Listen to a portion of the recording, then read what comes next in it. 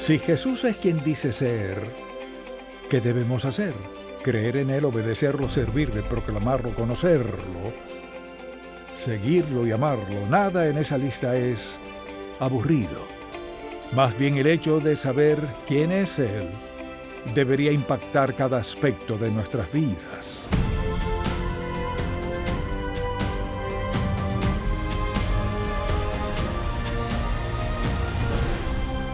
Hace 4 décadas fundamos Ministerios en Contacto para guiar a todo creyente a cultivar una relación más estrecha con Jesucristo.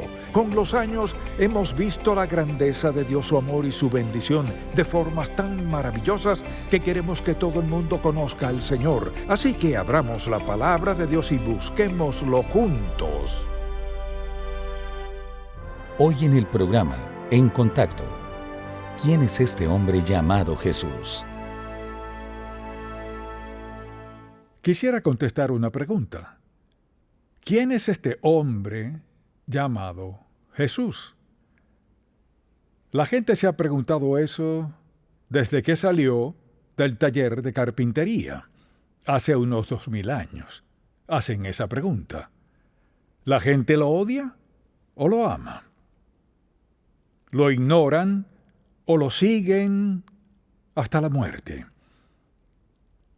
Este hombre tiene algo especial. ¿Quién es este hombre llamado Jesús? Y pienso en sus seguidores, como han aumentado en 2000 años, millones por el mundo entero. Pero nació en un sencillo pueblito de Belén. ¿Quién es este hombre Jesús, quien era carpintero y pudo impactar al mundo? Y 2000 años después ser la persona más importante que haya andado sobre la tierra. Bien, Jesucristo les dijo a sus discípulos, ¿quién dicen los hombres que soy? Así que le invito al capítulo 16 de Mateo y veamos los versículos 13 hasta el 16 de Mateo 16. Dice la Biblia: viniendo Jesús a la región de Cesarea de Filipo, preguntó a sus discípulos diciendo, ¿quién dicen los hombres que es el Hijo del Hombre? Ellos dijeron, unos Juan el Bautista, otros Elías, y otros Jeremías o alguno de los profetas. Y él les dijo, ¿y vosotros quién decís que soy yo? Me pregunto lo que hubiera contestado usted en aquel entonces, ¿quién decís que soy yo? Luego, respondiendo Simón Pedro, dijo, tú eres el Cristo, o sea, el Mesías, a quien esperábamos, el Mesías, el Hijo del Dios viviente. Con eso en mente, pensemos por un momento, celebramos su nacimiento y lo llamamos Navidad. Lo adoramos, nos postramos ante Él y lo llamamos Señor. Y oramos en su nombre y lo llamamos Jesús. Así que este carpintero ya no es solo un carpintero, se ha convertido en la persona más maravillosa que el mundo ha conocido y conocerá. Entonces, la respuesta a la pregunta, ¿quién es Él? La Biblia dice que es el Cristo, o sea, el Mesías. Lo conocemos como el Hijo de Dios y el Salvador del mundo. Lo conocemos como el Señor que reina, como el juez que gobierna y rey que vuelve. Así que lo conocemos en muchas facetas. Entonces, si Él es todo lo que decimos que es, ¿cómo debemos responderle?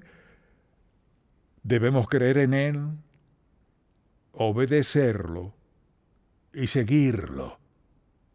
Debemos servirle, proclamarlo a otras personas.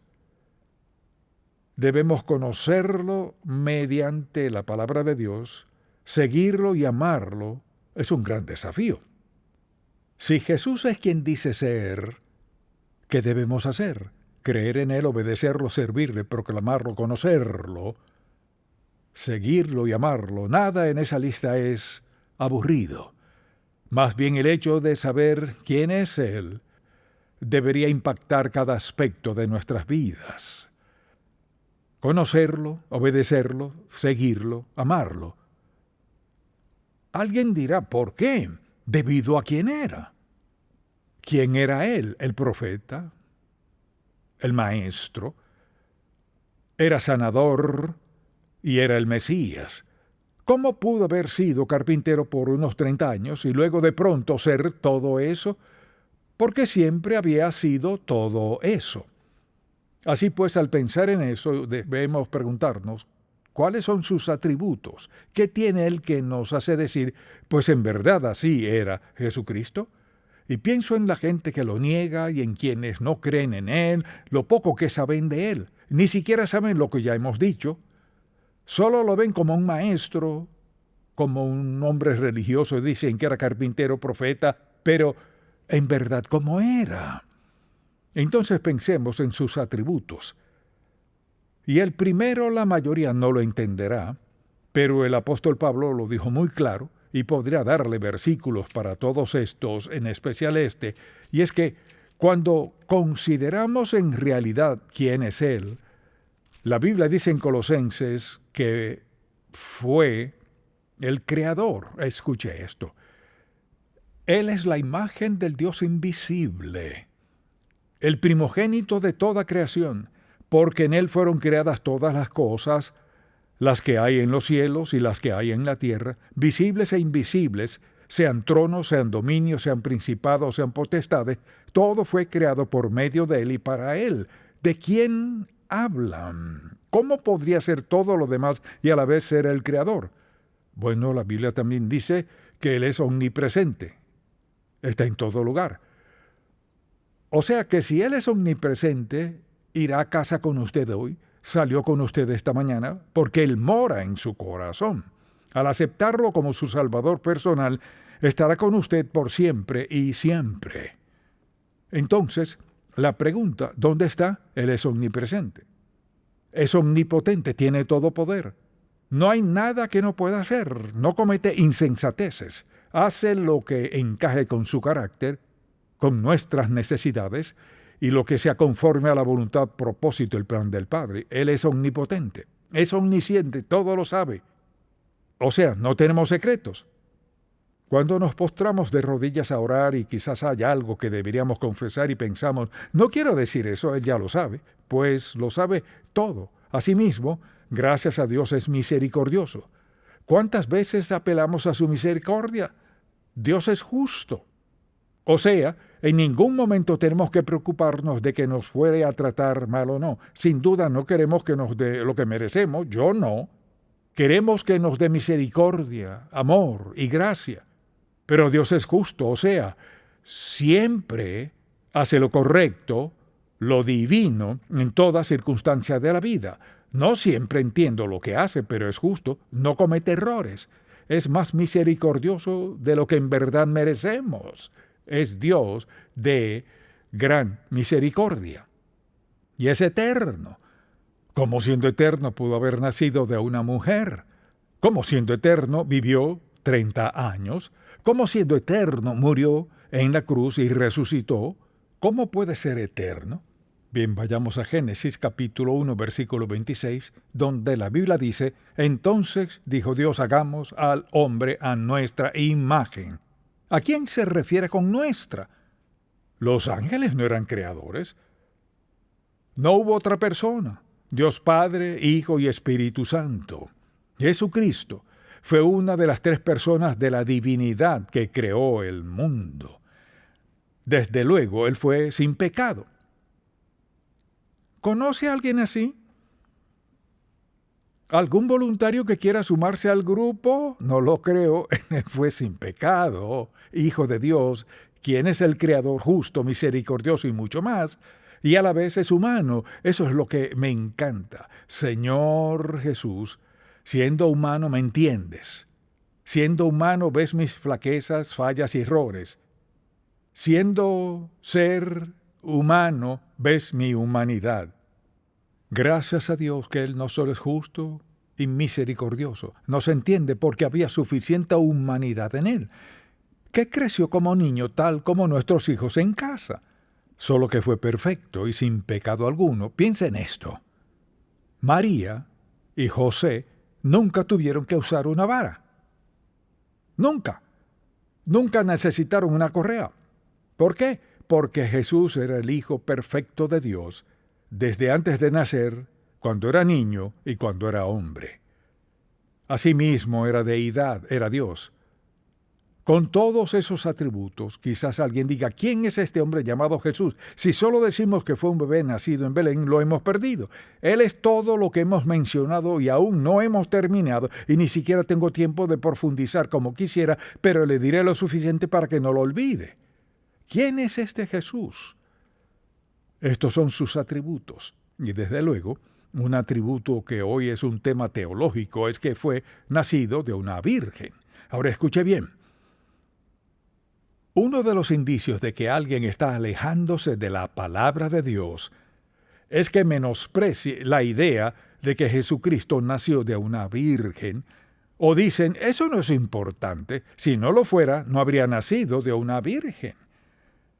Nacer de una virgen era necesario para que fuera el representante de todos y tomara nuestro pecado sobre sí y muriera en la cruz en nuestro lugar. Si él hubiera sido pecador, habría muerto por sus propios pecados. Tuvo que haber nacido de una virgen. Si no hubiera nacido de una virgen, no podría habernos representado en la cruz, ni haber muerto en nuestro lugar. Tuvo que haber sido el Cordero sin mancha de Dios, el Hijo sin pecado de Dios. Mire, si hubiera pecado, habría muerto por su propio pecado. Nunca pecó, así pudo morir por nuestros pecados. Quizás alguien diga, bueno, ¿dónde está Él? Me encanta esa pregunta. ¿Dónde está Él? ¿Qué diría usted? Dice la Biblia que está sentado a la diestra del Padre donde intercede por nosotros. O sea, cuando oramos, Él lleva nuestras oraciones delante del Padre y las contesta porque hemos aceptado al Cordero de Dios, al Señor Jesucristo y su muerte sustitutiva y expiatoria en la cruz, lo que hace posible que nos relacionemos con Dios, que oremos y que Él nos conteste. No hay nadie como Él. ¿Y dónde está? Sentado a la diestra del Padre. ¿Dónde más está? Él permanece en nuestros corazones. Piense en quién es Él. El Señor Jesucristo mora en nosotros. El Señor Jesús consideró eso importante. Por eso usó términos como permanecer en nosotros y que permanecemos en Él. Como el pámpano permanece en la vid, así Él permanece en nosotros. Cada creyente sin excepción está sellado en su corazón con la presencia misma de Jesucristo. ¿Dónde está Él? Donde ha estado desde el momento en que decimos acepto a Jesucristo como mi Salvador personal. Nadie más podría hacer eso salvo Él. Somos, como siempre, hijos de Dios, no por nuestra conducta, sino porque Cristo mora en nosotros. Eso nos hace muy especiales. Recuerde esto, la Biblia dice, al aceptar a Cristo como nuestro Salvador, somos sellados por el Espíritu Santo hasta el día de redención, hasta que nos llame su presencia. Somos sus hijos para siempre. ¿Dónde está Él? Sentado a la diestra del Padre, dice que está intercediendo por nosotros y también mora en nuestros corazones. Pensemos en esto. Nunca podemos estar sin Él, si ya lo tenemos. Una vez que Cristo nos haya salvado, nunca podemos estar sin Él. Por eso podemos confiar en Él, creerle, clamarle a Él y saber que está con nosotros. Dijo, no te desampararé ni te dejaré. Entonces, siendo lo que es, ¿cuál es su misión en la tierra? En primer lugar, su misión es revelar al Padre. Recordemos lo que dijo Jesús. Si me han visto a mí, ¿han visto a quién? Han visto al Padre. Luego dijo, yo y el Padre uno somos. Mire, Dios vino, Jesús vino, Dios en la persona de Jesús vino con el propósito principal de decir, así es el Padre. Así piensa Dios. Si consideramos a los judíos de aquel entonces, en especial los grupos religiosos de fariseos y saduceos, quienes se suponía que sabían todo acerca de Dios, pero lo conocían muy poco, Jesucristo vino a revelarnos quién es Dios. misericordioso, bueno, perdonador, justo, y todo lo que es cierto de Jesús es cierto de Dios. Entonces, la persona que nunca nos dejará ni nos desamparará, la persona que es profeta, maestro y sanador, es quien mora dentro de nosotros, mediante el poder del Espíritu Santo. Vino a revelar al Padre y luego a redimir a la humanidad mediante su sangre derramada. En la cruz todos somos salvos del mismo modo. Quizás sea salvo desde joven, sabía poco, tal vez en avanzada edad sabía más. Pero todos fuimos salvos del mismo modo. Confesamos nuestros pecados y nos arrepentimos de ellos y confesamos a Jesucristo como nuestro Salvador y Señor, como dijo Pablo, que si confesares con tu boca que Jesús es el Señor, Él le perdonará, escribirá su nombre en el libro de vida y será hijo de Dios para siempre. Jesús vino a revelar la clase de Dios que nos salvaría. La clase de Dios que nos salvaría es quien nos amó lo suficiente para crucificar a su propio Hijo para así pagar toda nuestra deuda de pecado. Nadie como Él. Asimismo, Él vino para asegurarnos de la vida después de la muerte. Cuando Jesucristo resucitó de la tumba, resolvió de una vez por todas que hay vida más allá de esta. Piensen las miles de personas que vivieron antes y creían en algo después de la muerte, que era el caso de la mayoría y quizás también sea el caso de la mayoría hoy, pero la gente no tiene seguridad al respecto. Cristo resolvió esa duda una vez que murió en la cruz y pagó nuestra deuda de pecado. Si hubieran sepultado a Jesús, sellado en una tumba, y pudiéramos ir a la misma tumba hoy y dijeran que ha estado sellado por 2000 años y que Él sigue allí, eso sería como otros grandes líderes del mundo, supuestamente grandes, que han muerto y se pueden visitar sus tumbas, etc. No, Cristo resucitó de la tumba, resolvió de una vez por todas que todo lo que había dicho era cierto. Imagínese que no hubiera resucitado. ¿Qué pensaría de algunas de las cosas que dijo? Pero no tenemos escape. Dijo, así es como quiero que vivan. Esta es la vida que les daré. Este es el poder para hacerlo. Y estaré con ustedes hasta el fin del mundo. Él es el Hijo del Dios viviente. Y pienso en lo siguiente. No solo nos da la promesa de la vida después de la muerte, también nos prometió una resurrección. Permítame preguntarle, ¿cree que cuando usted muera Jesucristo lo llevará al cielo? Bueno, 10 de ustedes lo creen. ¿En realidad cree usted que irá al cielo cuando muera? ¿En qué se basa para ir? ¿Por su conducta? ¿En la cantidad que ha dado? ¿En lo bueno que ha sido? ¿Qué es? La cruz, la sangre de Cristo, la promesa de salvación. Él escribió su nombre en el libro de la vida y nadie puede borrarlo, no importa lo que digan, no hagan. Es el Cristo vivo, el carpintero. El carpintero que nació en Belén es el Salvador que vive en nuestros corazones. Es el Señor que reina a la diestra del Padre e intercede por nosotros. Es el mejor amigo que tendremos. Nadie como Él. Y si pensamos en esto, la Biblia habla de esta vida abundante. Jesús dijo, les daré una vida abundante. ¿Qué es la vida abundante? ¿Alguna vez ha pensado en eso? Abundancia implica gran cantidad. Piensa en todo lo que tiene como resultado de ser seguidor de Cristo. O sea, agotaría su cerebro al tratar de pensar en todo lo que Dios le ha dado, todo lo que Dios ha hecho por usted y lo que hace momento a momento, todo lo que le ha prometido. Ese es Jesús, ese carpintero. Dejó sus herramientas, recogió ¿qué? El llamado del Padre y ha transformado al mundo y seguirá transformándolo hasta el día que vuelva otra vez. Cualquiera cosa que lo desacredite, de la manera que sea, es del todo profano.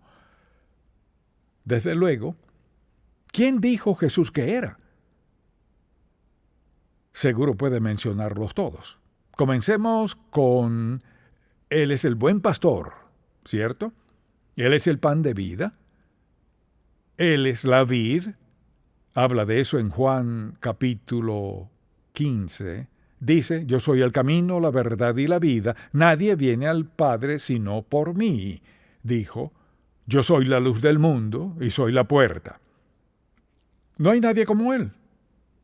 Así es Él.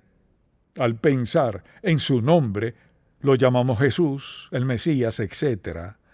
Su nombre es sobre todo el nombre. La Biblia dice, mucha atención, dice que ante Él toda rodilla se doblará. Pienso en los tiranos del mundo que quieren controlarlo todo y no creen nada de la Biblia. La Biblia dice que un día cada uno de ellos se postrará ante el Señor Dios. Todos tendrán que reconocer que Él en verdad es Jesucristo el Salvador, el Señor, el Dios de la Biblia.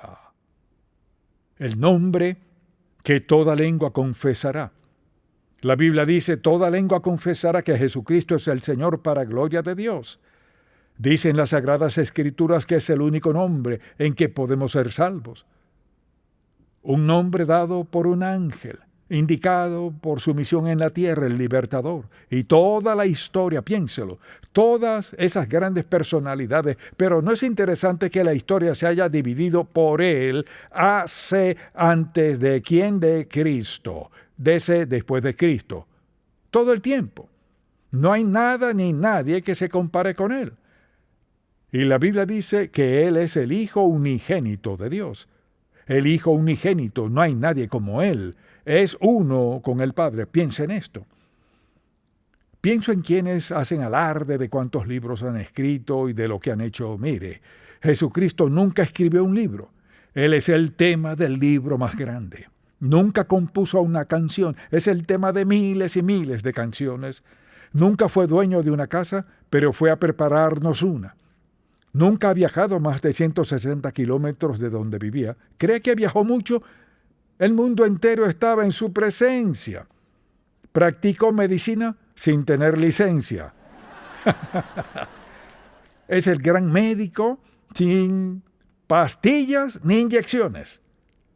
Nunca dirigió un ejército, pero ha derrotado toda clase de reino imaginable. Mire, Herodes no pudo matarlo, ni Satanás seducirlo. La muerte no pudo destruirlo, ni la tumba contenerlo. No hay nadie como Él.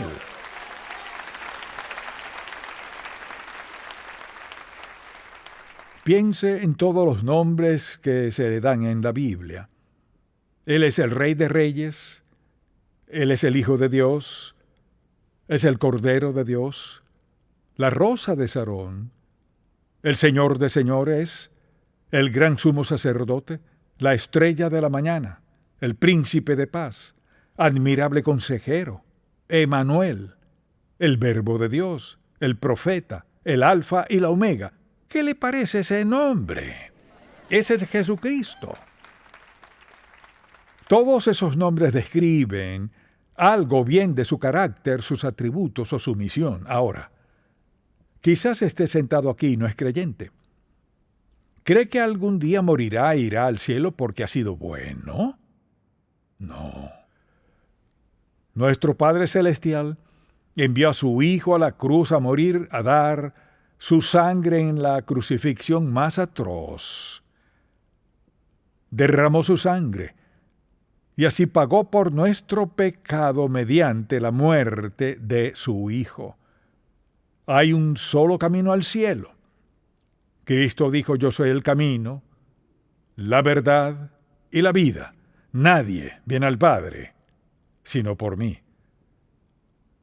Si usted tiene la intención de ir al cielo, si quiere ver al Señor uno de estos días, debe pedirle que perdone sus pecados, aceptarlo como su Salvador personal y comenzar a vivir como agrada a Dios por medio de y facultado por el Espíritu Santo, quien le ayudará, le fortalecerá y dará entendimiento de lo que es la vida agradable a Dios. Pero algo que no puede hacer es decir que nunca ha escuchado la verdad, que no sabía quién era Jesucristo. La Biblia dice que toda rodilla se doblará y toda lengua confesará que Jesucristo es el Señor, para gloria de Dios. Mi oración es que en esta Navidad no dejemos que todo esto, papel, lazos, tarjetas y todo lo que nos enreda y nos hace tropezar, no dejemos que eso tome el lugar del Hijo de Dios, quien fue a la cruz e hizo posible todo lo bueno que hay en usted. Y llamamos su nombre, ¿qué? Digámoslo con entusiasmo: Jesús. Amén, amén, amén.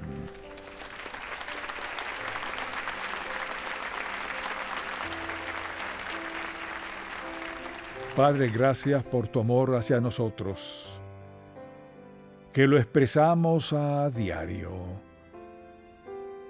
al hacer aquello para lo cual viniste e hiciste posible que hiciéramos, para creerte, obedecerte, amarte y servirte de todo corazón.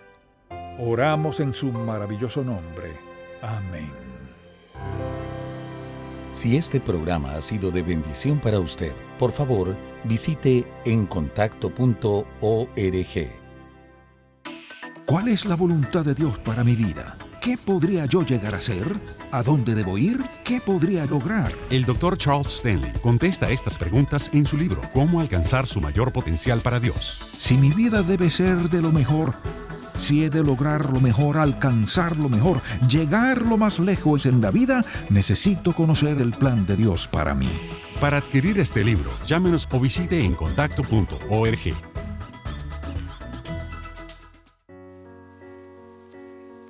¿Estás casi listo? Sí, papá. No te olvides de llamarnos cuando llegues. No, papá. Tengo algo más que quiero que te lleves. Hijo, esto es lo más importante que puedo darte.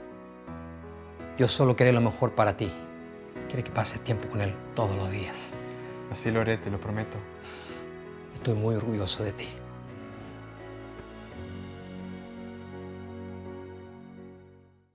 Una de las cosas más valiosas en la vida son las amistades. Un amigo es un tesoro. Un amigo es alguien que lo ama cuando usted no es muy digno de ser amado. Y eso es lo que hace de las amistades algo tan valioso. Haga nuevas amistades, pero guarde las que ya tiene. Unas son de plata y las otras son de oro. En Contacto, estimulamos a todo creyente a cultivar una relación más estrecha con el Señor Jesucristo y apoyamos la labor de la iglesia local. Este programa es patrocinado por Ministerios en Contacto. La difusión de estos programas se hace posible por la gracia de Dios y por las oraciones y donativos de personas como usted.